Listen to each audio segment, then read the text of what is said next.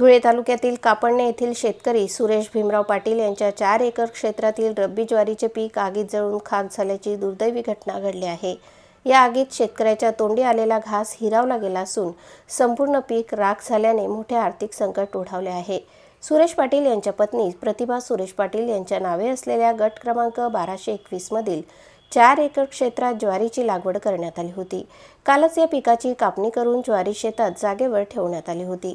आज दुपारी सुरेश पाटील गावात गेले असताना शेजारील शेतकऱ्याने दूरध्वनीवरून त्यांच्या शेतात आग लागल्याची माहिती दिली। शेतातून गेलेल्या विद्युत वितरण कंपनीच्या तारांमध्ये घर्षण होऊन ठिणग्या पडल्या आणि काही क्षणातच संपूर्ण 4 एकर क्षेत्राला आग लागली। बघता बघता संपूर्ण ज्वारी जळून खाक झाली।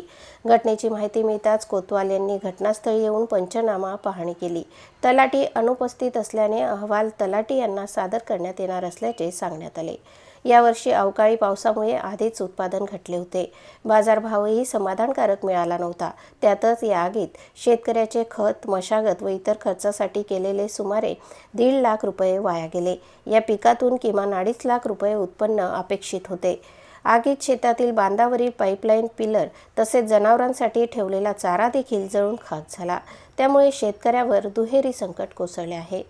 मला भरपाई मिळाली नाही तर मी अधिक कर्जबाजारी होईल, अशी व्यथा शेतकरी सुरेश पाटील यांनी व्यक्त केली। यावेळी माजी पंचायत समिती सदस्य नवल अण्णा पाटील उपस्थित होते।